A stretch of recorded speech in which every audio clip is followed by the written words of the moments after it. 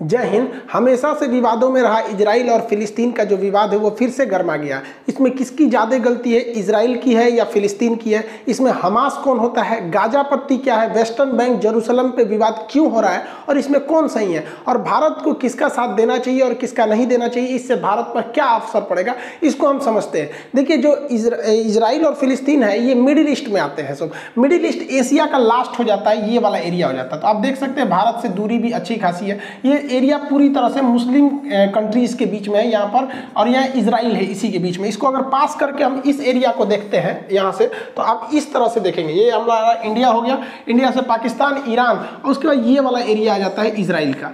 Israel इसी में है आपका फिलिस्तीन। हालांकि पहले ये फिलिस्तीन था, उसको उसके ऊपर इजराइल को बसाया गया। तो स्टार्टिंग से वहाँ पर जो कंट्री थी वो फिलिस्तीन थी। हालांकि वहाँ पहले से भी यहूदी लोग रहते थे, बट एक देश का कंसेप्ट उनके पास नहीं था। वो वहाँ रहते थे, बहुत कम संख्या में रहते थे।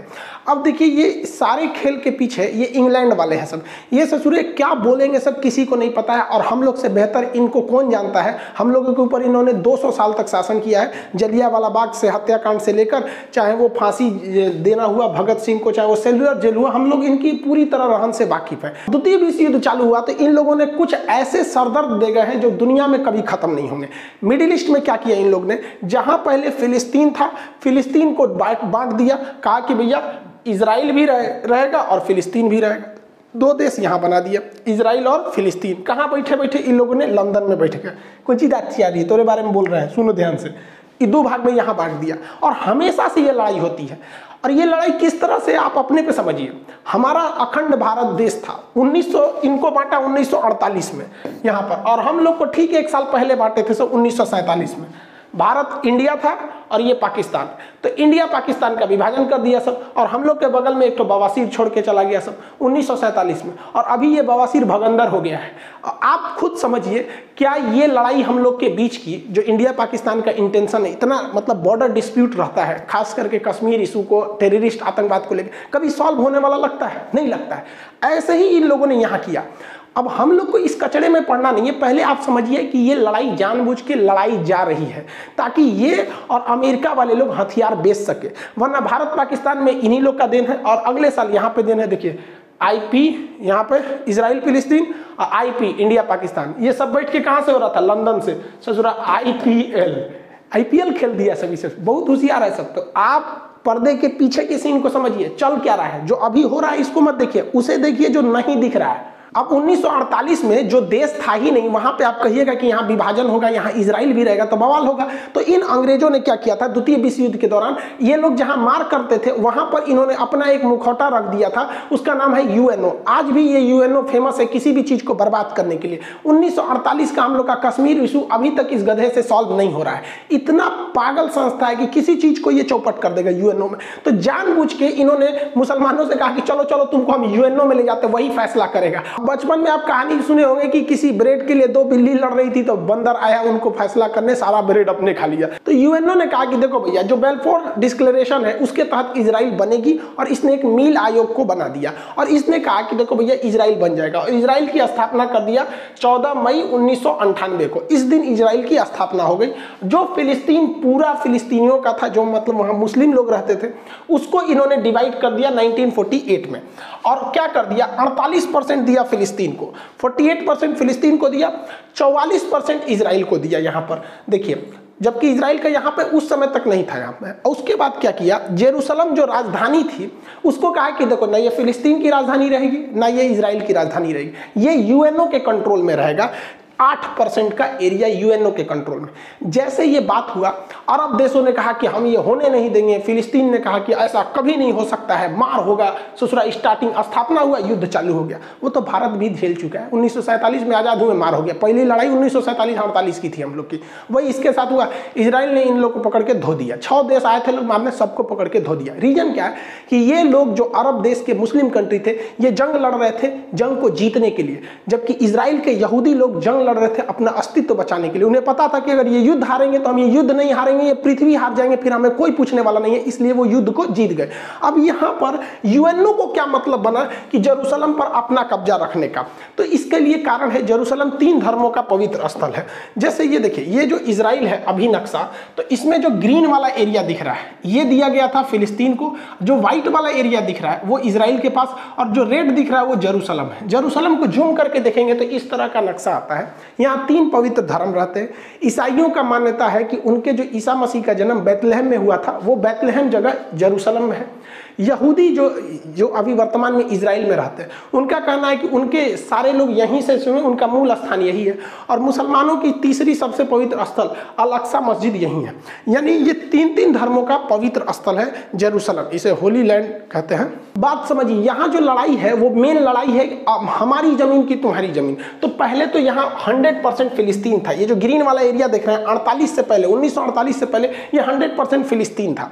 बाद में आप देखेंगे 1948 में यूएनओ ने इसका पार्टीशन किया, तो अब देखिए ये ग्रीन वाला फिलिस्तीन ऐसा रह गया। और जानबूझ के यूएनओ ने एक ऐसा ड्रामा रचा कि आगे जाके लड़ाई होगी। देखिए आधा फिलिस्तीन यहाँ दिया है, थोड़ा सा यहाँ दे दिया है, बीच में पतला रास्ता दिया है, थोड़ा सा यहाँ दिया है, बीच में पतला रास्ता दिया। इन लोग का पहले से प्लान था। ऐसे ही इन लोगों ने पाकिस्तान को बांटा था, एक और इधर पाकिस्तान, एक और इधर पाकिस्तान, जिसको आगे चल के हम लोगों ने बांग्लादेश में तोड़ दिया। यही काम किया इजराइल ने। जानबूझ के इजराइल को कहा गया था कि भैया तुम आगे जाके तोड़ोगे तो ये छितरा जाएगा, उधर वो छितरा जाएगा। फिर अगले साल इजराइल ने ऊपर वाला घोट लिया। देखिए इजराइल खत्म, अब फिलिस्तीन यहाँ बच गया, यहाँ बच गया। उसके बाद धीरे धीरे देखिए इसमें भी धीरे धीरे कब्जा करना इजराइल चालू कर दिया। तो इजराइल ले दे के 12% फिलिस्तीन बचा है। तो जो फिलिस्तीन पहले 100% था अभी वो 12% है, और पूरा इजराइल उस पर कब्जा कर रहा है। तो फिलिस्तीनियों का एक तो मेंटली भाई किसी का भी मोरल गिरेगा कि नहीं कि हमारा देश तुम हम ही को पीट रहा है। और इजराइल ने अलग अलग नियम बना रखा है। फिलिस्तीन के लोग हथियार नहीं रख सकते, एयरफोर्स नहीं रख सकते, आर्मी नहीं रख सकते, ये लोग मतलब नेवी नहीं रख सकते, और ये सब कुछ रखता है इजराइल। और जो हमला हो रहा है वो बेसिकली हमला इस गाजा पट्टी से हो रहा है, अभी आगे समझाएंगे। वो भी हमला हो रहा है और वो हमास कर रही है, आर्मी नहीं कर रही है। हमास वहां के हिसाब से एक आतंकवादी संगठन है, इजराइल के हिसाब से वो हमला कर रही है, न कि फिलिस्तीन की आर्मी। फिलिस्तीन वालों के पास पत्थर रहता है मारने के लिए, और हमास जो है आतंकवादी संगठन वो रॉकेट मारता है। ओवरऑल आप कंसेप्ट समझिए, इजराइल जानता है कि ये लोग कमजोर देश है, इन्हें उत्तेजना दिलाओ और जैसे ये लड़ने के लिए आएंगे मारो, भयानक जमीन कब्जा लो। और ये लोग जरूर, ये लोग समझेंगे नहीं, ये लोग ताव में आ जाएंगे तुरंत। इतना बड़ा था फिलिस्तीन। देखिए फिलिस्तीन समेटते गया, वो काला वाला एरिया जो है वो यहूदी का है, मतलब वो इजराइल है। धीरे धीरे देखिए ये निपट गए, इतनी सा बचे हैं, लग रहा है बस प्रसादी के हिसाब से बचे हैं। देखिए इतना पहले पूरा था, इतना हो गया।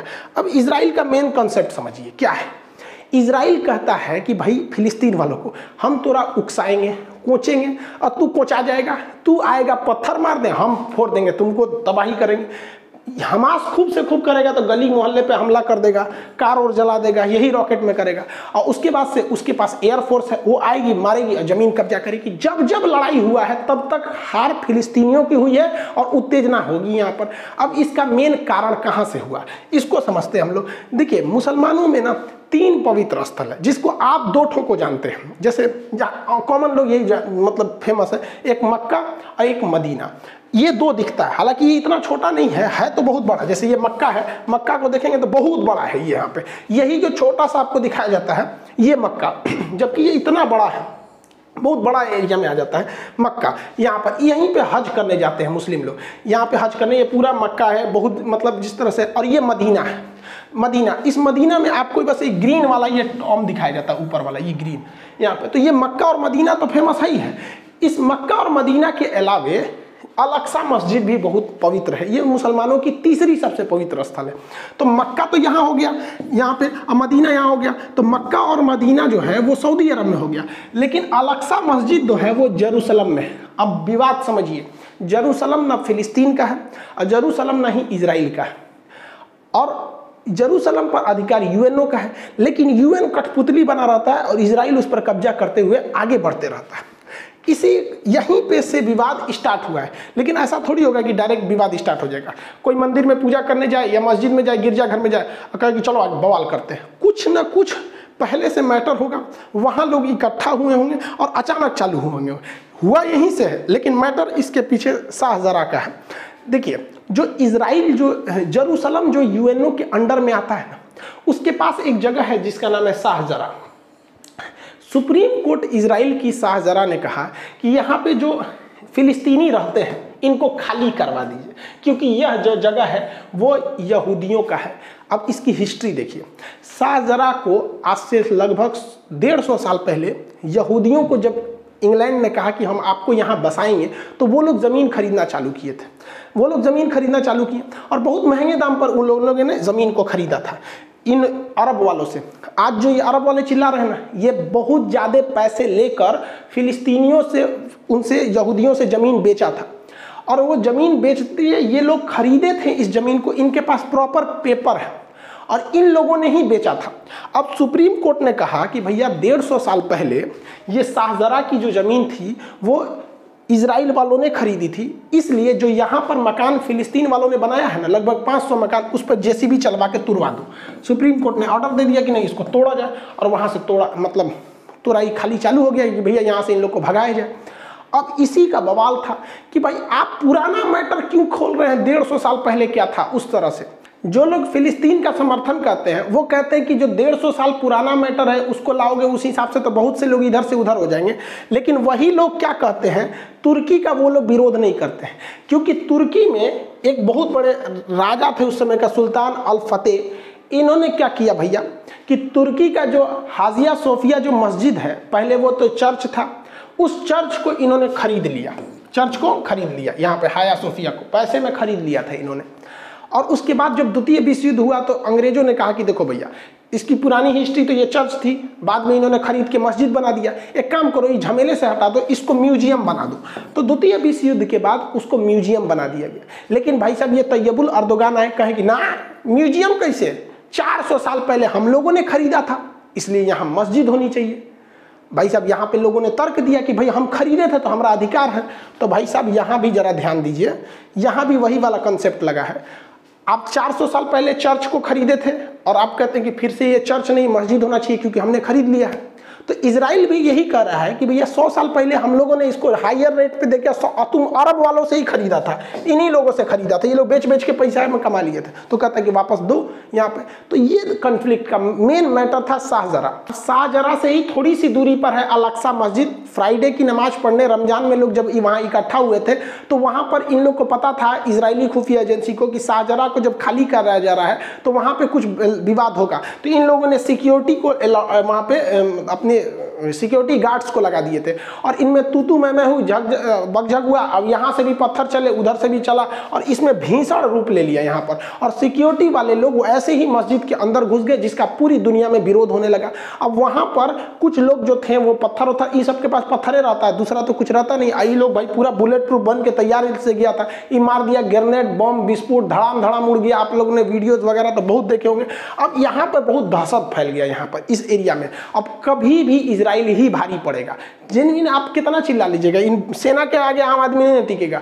और इस घटना के बाद जो यहाँ पर घटना हुई, बेंजामिन नेतन्याहू पूरी तरह घिर गए। अब यहाँ इजराइल डबल संकट से जूझ रहा है। देखिए इजराइल पर इंटरनेशनल दबाव इतना ज्यादा आने लगा। यूएनओ ने दबाव बनाया कि वो भैया वो एरिया मेरे अंडर में आता है, तुम काहे वहां घुस गया है। भारत ने भी इवन की न्यूट्रल रहते हुए कहा कि इजराइल को यथास्थिति बना के रखनी चाहिए। अब पूरी तरह से इंटरनेशनल बवाल वहां हो गया। और इस घटना के बाद इजराइल में भी लगभग 14% आबादी मुस्लिम किया। इजराइल की आबादी मुश्किल से 1 करोड़ है, 1 करोड़ से भी कम है यहाँ पे, जिसमें आपका 16 से 17 लाख, 1 करोड़ में 16 से 17 लाख उसमें मुस्लिम भी रहते हैं। अब वो लोग भी विरोध करने लगे हैं क्योंकि ये मैटर राजनीतिक न होकर धार्मिक स्थान को लेकर था, इसलिए विरोध होने लगा वहां पे। अब इजराइल अंदर में भी समस्या को झेल रहा है कि वहां भी बड़े पैमाने पे विरोध, मार काट, दंगे हो गए अंदर वहां पे भी। तो अंदर भी झेल रहा है और बाहर भी झेल रहा है। दूसरा कि अभी इजराइल में फुल टू सरकार नहीं है। बेंजामिन नेतन्याहू भी अभी वहां चुनाव के मतलब रोके गए हैं, ये फुल टू नहीं है वहां पर चुनाव को लेकर, क्योंकि कोरोना वगैरह को लेकर काफी राजनीतिक संकट थी। अब भारत इसमें क्या कर सकता है, पूरी दुनिया मतलब इसका विरोध कर रही है। अब इसमें एंट्री होती है हमास की। इजराइल का एक पुराना धर्रा रखा है, बस हम हर बात में उलझाते रहो, थोड़ी थोड़ी जमीन कब्जाते रहो, ऐसे ऐसे कब्जाते रहो। 1948 में लड़ाई हुआ, जगह कब्जा कर लिया। 56 में लड़ाई हुआ, फिर कब्जा कर लिया। 67 में लड़ाई हुआ और कब्जा कर लिया। 73 में हुआ और कब्जा किया। 82 में हुआ और कब्जा कर लिया। अभी तक इन लोग को समझ में नहीं आ रहा है कि न नहीं हट पाएंगे उनसे आराम से। जब नहीं हट पाओ किसी से तो नरम दल का रास्ता अपना दो, लेकिन ना अभी भी लोग मारे करेंगे लोग। अभी जो वर्तमान सिचुएशन है, फिलिस्तीन के लोग कहते हैं कि सुनो ना, हमको जो 48 वाला बतिया था ना, ये वाला 44% जो था वही हमको दिला दो, 48% दिला दो, नहीं चाहिए हमको, वापस दिला दो। इजराइल कहता है हाँ हाँ वापस दिला दो, हाई सब तो मार काट का है किया था, माने तुम मारने आया था इसलिए कि हमको पूरी तरह से उजाड़ दो, पूरा देश का देश आया था, और जब हार गए तो यहाँ बोलते हो कि वापस यूएनओ वाला ही दिला दो। अब ये पॉसिबल नहीं है। अब यहाँ दो पार्ट बन गया, जो फिलिस्तीन है उसके दो राज्य हो गए हैं, फिलिस्तीन देश के दो राज्य। एक ये जो इधर थोड़ा सा बचा हुआ है इसे कहते हैं वेस्टर्न बैंक, और जो इधर बचा हुआ है इसे गाजा पट्टी या गाजा स्ट्रिप कहते हैं। इन्हीं दोनों को मिला के फिलिस्तीन बना है। अब इजराइल इनको प्लानिंग में है कि यहाँ से भी निपटा के फाइल निपटा दिया जाए।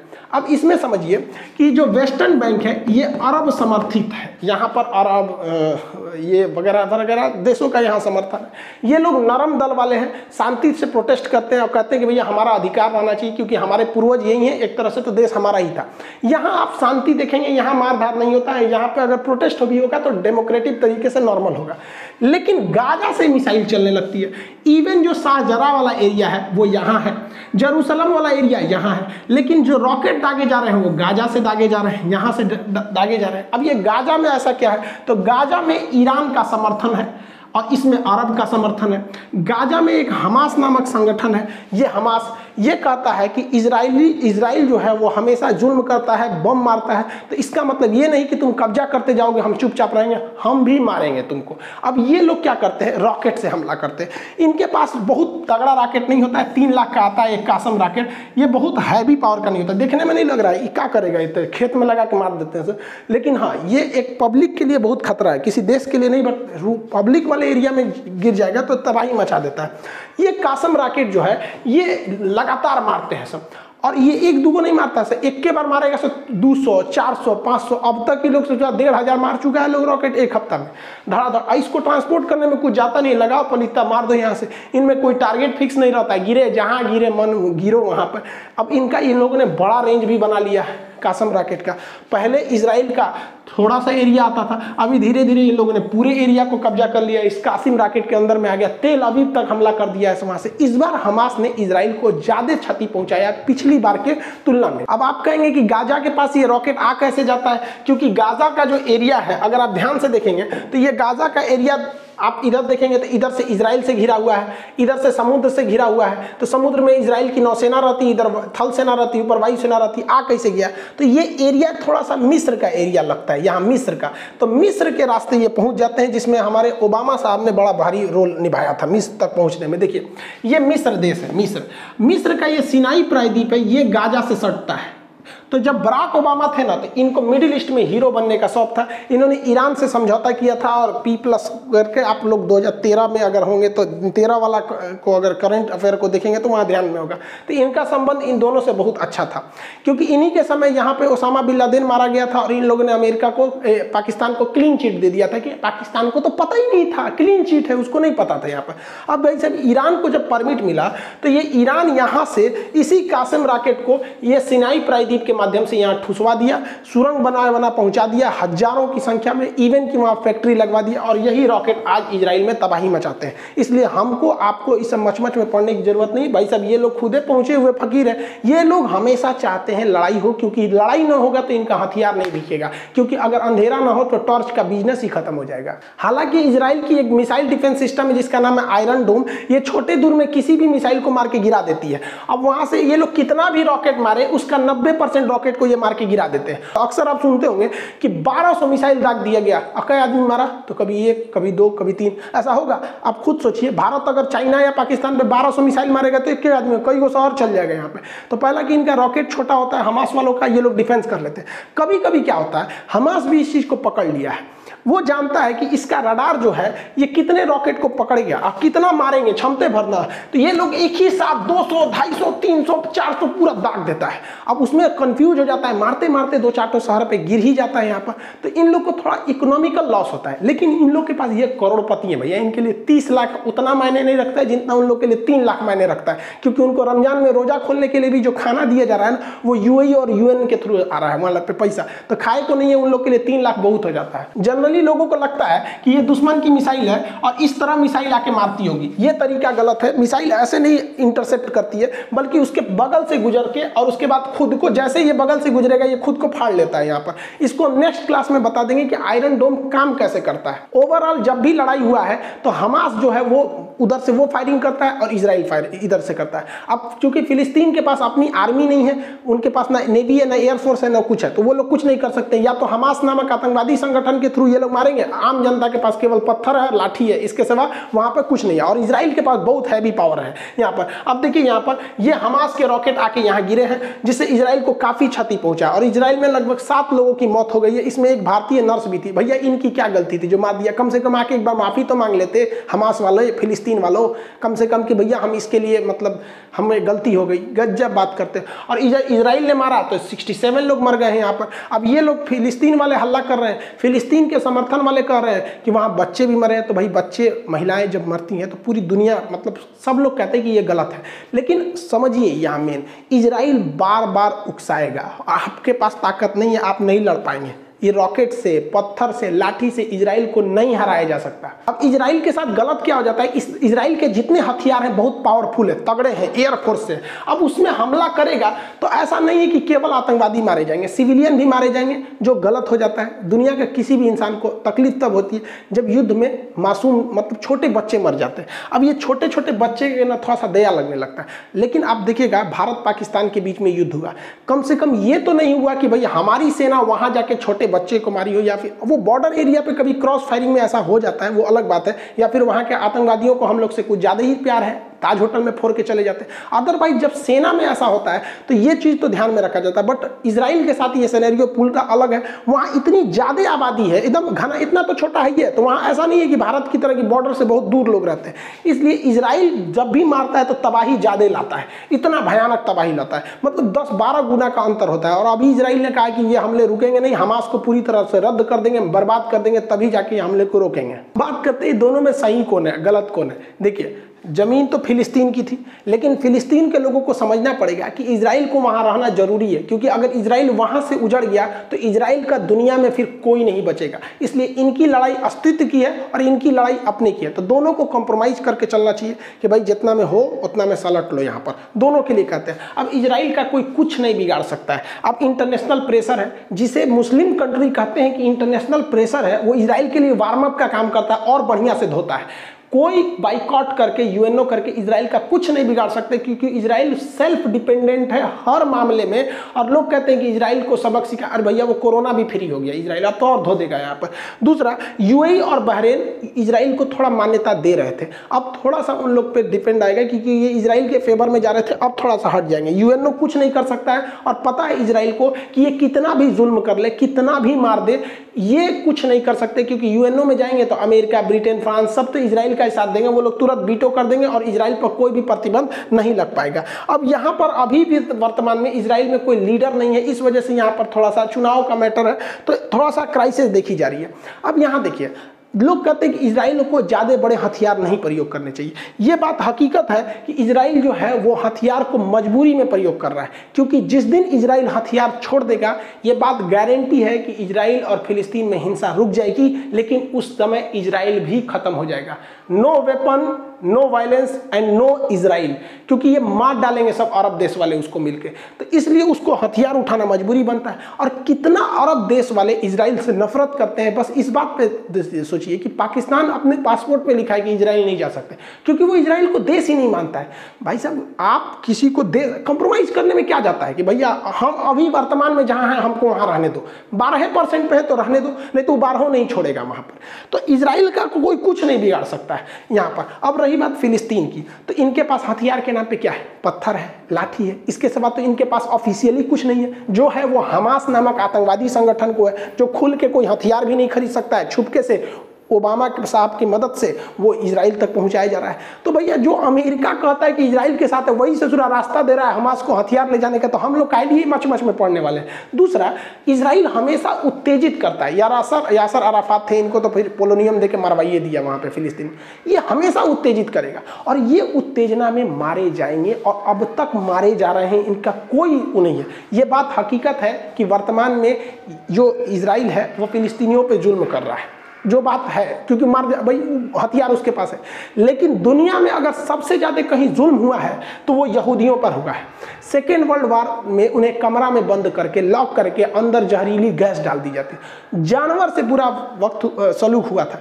लेकिन इन लोगों ने, यहूदियों ने वक्त की नजाकत को समझा, पढ़ाई पर, टेक्नोलॉजी पर ध्यान दिया और आज ऐसी हकीकत हो गई है कि भारत जैसे देश को इजराइल से लड़ने से पहले सोचना पड़ेगा, क्योंकि हमारे ड्रोन, हथियार, बंदूक सब इजराइल से आ रहे हैं, सब टेक्नोलॉजी वहाँ पे इतना छोटा है लेकिन इतना डेवलप है। तो इन लोगों पर भी सोचना चाहिए, एरिया मायने नहीं रखता है, आप वहीं रहिए, खुशहाल रहिए, पढ़ाई लिखाई पे ध्यान दीजिए, आगे बढ़िए, जब मौका मिलेगा आप आगे बढ़िएगा। ऐसा नहीं कर रहे हैं कि हम आप मौका नहीं मिले तो आप मत करिए। देखिए भारत को भी बात करते हैं, हम लोग को भी अपना पीओके वापस लेके आना है, ये हमको अपना पीओके वापस लेके आना है। और चाइना ने जो 1962 में अक्साई चीन कब्जा किया वो भी हम वापस लेके आएंगे। लेकिन हम हिंदुस्तान वाले तो नेहरू से लेके हमारे मोदी जी तक में सब ने संयम बरता है और हमें पता है कि जब वक्त आएगा हम बिना कहे थूर के लेके आएंगे। फिलिस्तीन वालों की तरह हम बेवकूफ़ी नहीं करेंगे कि हर 26 जनवरी या 15 अगस्त के दिन जाके हमला कर दे। वो और मजबूत होते जा रहा है इजराइल। हम लोग शांति से बैठे हैं, 2040 तक का इंतजार किया जाए। अभी पाकिस्तान से तो हम लोग निपट सकते हैं, तो 2040 तक की स्थिति आएगी तो हम लोग इकोनॉमिक रूप से सुदृढ़ हो जाएंगे, हम अपना पीओके और अक्साई चीन लेके आएंगे। ऐसा नहीं है कि हम नहीं ले आ सकते। 1857 की क्रांति में हम लोग अंग्रेजों से लड़ने निकले थे, लेकिन हथियार, टेक्नोलॉजी, कम्युनिकेशन न होने की वजह से हमारा 1857 की क्रांति फेल हो गया। आए उसके बाद महात्मा गांधी, इन्हें पता था कि हमें एक लॉन्ग टाइम लीडर चाहिए। लॉन्ग टाइम लीडर के पीछे जनता चलने को तैयार होती है और गरम दल करेंगे तो लॉन्ग टाइम लीडर नहीं रह पाएंगे। जैसे हमारे चंद्रशेखर आजाद जी, इनका भी टाइम बहुत बेहतरीन थे बट टाइम पीरियड बहुत कम था। भगत सिंह, ये भी बहुत बेहतरीन बट टाइम पीरियड कम रह गया। तो गांधी जी को पता था कि भैया हमको लॉन्ग टाइम तक एक लीडर चाहिए, इसलिए नरम दल वाला अपना। और जब लास्ट मोमेंट आया, यही गांधी जी है ना, करो या मरो बोलने वाले, यही है ना, भारत छोड़ो आंदोलन चलाने वाले, अंग्रेजों भारत छोड़ो। सबसे ज्यादा हिंसा गांधी जी की अगर किसी आंदोलन में हुआ था तो भारत छोड़ो आंदोलन में, और भी पहले दिन गिरफ्तार हो गए। तो वक्त आने पर कोई भी काम करना चाहिए भैया, अभी अपने पे ध्यान दो। हम लोग से कुछ सीखो, हम लोग को भी हमारा पीओके वापस चाहिए, अक्साई चीन वापस चाहिए, लेकिन हम लोग गला नहीं फाड़ते, हम लोग प्लानिंग करते हैं। वक्त बदलते कभी देर नहीं लगती है। मोदी जी जब 2014 से पहले चुनाव नहीं जीते थे ना, तो अमेरिका ने कहा था कि मोदी जी को हम अमेरिका में घुसने नहीं देंगे, वीजा नहीं देंगे। और यही अमेरिका है जो वीजा नहीं दे रहा था, अभी बुला के पिज्जा खिला रहा है यहाँ पर, हाउडी मोदी कर रहा है यहाँ पर। वक्त बदला कि नहीं बदला? भारत की शक्ति ऐसी है कि भारत ने सबको जब वैक्सीन दिया था, तो अभी जब भारत को ऑक्सीजन की जरूरत पड़ी, पूरी दुनिया पहुंची, इवन अरब देश वाले भी पहुंचे, सिंगापुर, कौन नहीं आया भारत को।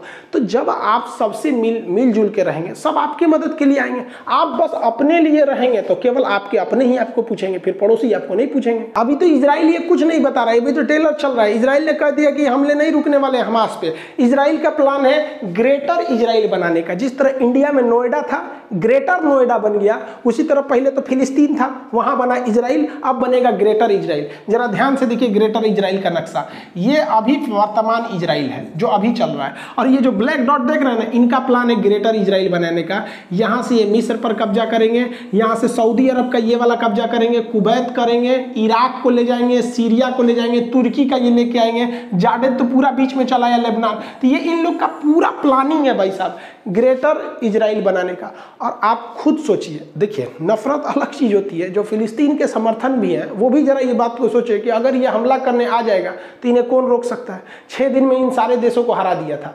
1967 में इसने, तो इसको कोई नहीं रोक सकता, ये इनका प्लानिंग है यहाँ पे। तो अभी के वक्त में भाई साहब आप खुद समझिए कि ये गरम दल के हिसाब से आप यहाँ थे, इतनी समय सिमट गए। जिस हिसाब से इजराइल आपको उकसा रहा है और आप इजराइल की चाल नहीं समझ पा रहे हैं, वो उकसाएगा और आपकी ज़मीन छीनेगा और पूरी दुनिया के पास उसके पास बहाना रहेगा। इवन जो बाइडेन ने भी कह दिया कि इजराइल को अधिकार है, वो अपनी रक्षा कर सकता है। इजराइल दुनिया को दिखाएगा कि मेरे पास 1200 रॉकेट दागे गए, लेकिन ये नहीं दिखाएगा कि इस रॉकेट में उतनी क्षति नहीं हुई जितनी उसके एक रॉकेट में हमास को हो गई। वो तो यही चाहता है। और अगर इन लोग का यही हाल रहा तो आने वाले वक्त में इजराइल इन लोग को यही दे देगा, जो मीट काटने वाला लकड़ियाँ होता है ना, यही बांट देगा। तुम लोग का देश खत्म हो गया, तुम लोग ये ले लो, इसी पे बैठना, इसी पे बैठ के जिंदगी बिताना पड़ेगा। अभी भी वक्त है इन लोग को कॉम्प्रोमाइज कर ले, वरना वहां से यहाँ आ गए, अब ये इस पे बैठ के जिंदगी बिताना पड़ेगा। इजराइल इसको कटवा कटवा के रेडी रख रहा है यहाँ। और फिलिस्तीन के लोगों को लगता है कि ये अरब देश बचाएंगे। अरे ये क्या बचाएंगे? इन लोग को कुछ नहीं बचा सकते हैं। इन लोग का खुद का हालत खराब हुआ रहता है, तेल खत्म, खेल खत्म। इन लोग के पास आता क्या है? इनको ये अरब वाले और पाकिस्तान, तुर्की, ये क्या बचाएंगे? समझिए ध्यान से। चाइना का इधर का एरिया जो है ये कहलाता है उगर मुसलमानों का ये एरिया है। यहाँ पर उगर मुसलमान रहते हैं, सिंजियांग प्रांत है। यहाँ पर चाइना कहता है कि मुसलमान को कुरान उतना ही पढ़ना है जितना हम बताएंगे। यहाँ महिलाएं अगर कपड़ा पहन लेती हैं पूरा, तो उसको 20 सड़क पर उसके कपड़े काट दिए जाते हैं कि घुटना से ऊपर कपड़ा रहना चाहिए। कोई अरब देश आवाज नहीं उठा सकता है। वहाँ किसी भी लड़की को उठा के लेके चल जाते हैं। ऑनलाइन किसी को चाहिए ऑनलाइन लेके चल जाओ इन लोग को। जिस तरह से जोमेटो इस सब पे ऑर्डर होता है ना, वैसे यहाँ ये लोग ऑनलाइन उठा के लेके चल जाता है मजदूरों को, लड़कियों को। ऐसे कोई नहीं बोल सकता, आज तक कोई आवाज नहीं उठा सकता है। यहाँ इस तरह से सरेआम लाठी डंडा से पीटा जाता है। लेकिन ये दोहरी नीति ना हो जाती है कि अगर इजराइल करेगा तो हम आवाज उठाएंगे इस आधार पर कि मुस्लिम पर अत्याचार क्यों हो रहा है, और चाइना कहेगा तो हम कुछ नहीं बोलेंगे। ये दोहरी नीति है यहाँ पर। चीन का विरोध करना चाहिए तो देखिए ये अरब के राजा चीन के साथ, ये तुर्की वाला भाई साहब, ये देखो ये चीन के साथ है, और ये पाकिस्तान, इमरान खान तो सोच रहा है इसका रखेल बन गया, ये क्या बोलेगा यहाँ पर। इन लोग के भरोसे है, ये कुछ नहीं कर सकता है। देखिए पूरी दुनिया को अहिंसा, सच्चाई और शांति के रास्ते पे चलना सिखाया था दलाई लामा ने, बौद्ध धर्म ने। नतीजा क्या हुआ? 1959 में तिब्बत को ही गंवाना पड़ गया। अहिंसा पे चले थे, देश गायब हो गया। फिलिस्तीन हिंसा पे चला, दूसरे का देश कब्जा कर लिया। दोनों में अंतर होता है, याद रखिएगा। अगर आप देश को बचाना चाहते हैं तो आपको शस्त्र उठाना ही पड़ेगा, और अपनी संस्कृति बचाना चाहते हैं तो शास्त्र उठाना पड़ेगा। हम खुशनसीब हैं जो ऐसे देश में जन्म लिए हैं जहां शस्त्र और शास्त्र दोनों में किसी की कमी नहीं है। ओवरऑल भाई फिलिस्तीन को नरम दल का रुख अख्तियार करना चाहिए और हमास उमास को साइड करके कॉम्प्रोमाइज कर लेना चाहिए। विश्व के आगे कहना चाहिए कि भैया हम 12% पे रहेंगे, लेकिन पूरी गारंटी दे दीजिए पूरी विश्व बिरादरी की 12% में 1 कट्ठा जमीन कम नहीं होगा, हम 1 रॉकेट वॉकेट नहीं दागेंगे, शांति से रह जाओ भाई, इसी में भलाई है। अब रही बात भारत की, भारत किसका साथ देगा, इजराइल का कि फिलिस्तीन का? देखो ऐसे कहने के लिए तो फिलिस्तीन से हमें कुछ नहीं मिलता है, लेकिन अगर हम फिलिस्तीन का साथ देते हैं इनडायरेक्टली या डायरेक्टली करके, हम लोग शुरू से फिलिस्तीन का ही साथ दिए और अभी भी वहीं देते हैं इनडायरेक्टली करके, क्योंकि हमें पता है कि अगर हम फिलिस्तीन के साथ खड़े रहेंगे तो अरब देश हमारे साथ खड़े रहेंगे। जैसे अभी देखिए वो लोग ऑक्सीजन टैंक का सप्लाई किए, पेट्रोलियम का सप्लाई वहीं से आता है, क्योंकि हमारे पास वो पास पड़ता है, वहां से पेट्रोलियम सस्ता पड़ेगा। और आपको भी पता है कि गल्फ कंट्री के अलावा अगर कहीं से पेट्रोलियम लेते हैं तो बहुत महंगा पड़ेगा, और भारत में पेट्रोल महंगा हो रहा है। दूसरा कि भारत में लाखों लोग अरब देशों में काम करते हैं, तो हमें पेट्रोलियम चाहिए, वो देश मतलब वहाँ रोजगार चाहिए, इसलिए हमें न्यूट्रल होकर रहना पड़ता है। दूसरा कि हम चाह के भी इजराइल का समर्थन नहीं कर सकते, ये डिप्लोमेटिक कारण समझिए। पाकिस्तान चाहता है कि हम इजराइल का समर्थन कर दें, लेकिन हम करेंगे तो उल्टा फंस जाएंगे। क्यों? क्योंकि अगर जहां हम इजराइल का समर्थन करेंगे कि इजराइल द्वारा कब्जा की गई जमीन इजराइल की हो गई, तो पाकिस्तान कहेगा बहुत अच्छा, तब तो पाकिस्तान द्वारा कब्जा किया गया पीओके भी मेरा होगा। और चाइना उधर से कहेगा बहुत अच्छा, आप कहिए रहे कि कब्जा किया जमीन उसका हो गया, तो हमारा अक्साई चीन भी मेरा हो गया। तो भारत इस दुविधा में है, लेकिन हम लोग ससुरा बहुत होशियार निकले। हम लोग इजराइल को बुलाएं, बेंजामिन नेतन्याहू को, और कहें कि देख भैया हम तुम्हारा समर्थन करना चाहते हैं, लेकिन हमारा हाई मैटर गड़बड़ है, एक काम कर, तू हमको वापस दिलवा दे पीओके, और ये दिलवा दे हमको अक्साई चीन। जब मेरा वापस आ जाएगा हम खुल के कहेंगे कि इजराइल तुम्हारे साथ है, लेकिन अब तक नहीं। तो ये समझ गया, ये लोग होशियार लोग हैं, समझ गया, तो भारत को हथियार देते हैं। इवन करगिल की लड़ाई में सेंसर बम इजराइल ने ही दिया था। तो आप समझ गए कि अभी हम चाह के भी इजराइल को समर्थन नहीं देंगे, वरना अगर समर्थन दिए तो यूएनओ में हमारा कश्मीर का मैटर अटका, हम अपने पैर पे कुल्हाड़ी मार लेंगे। तो उत्तेजना में आके नहीं करना है। हम लोग से क्या मतलब है? हम लोग के मैटर में कोई आता है? गलवान घाटी में कौन आया था हम लोग को बचाने के लिए? या लड़ाई जब हुई थी तो हम लोगों ने खुद झेला था, ये लोग भी खुद समझेंगे अपना, खुद नहीं समझेंगे तो फिर बर्बाद होंगे। आई होप जो इंग्लैंड ने आग लगाया था यहाँ इजराइल फिलिस्तीन में, और जो भारत पाकिस्तान में, न ये आग बुझने वाली है न ये आग बुझने वाली है। ये भाई साहब को कश्मीर चाहिए, ये भाई साहब को पूरा इजराइल खत्म करके फिलिस्तीन चाहिए,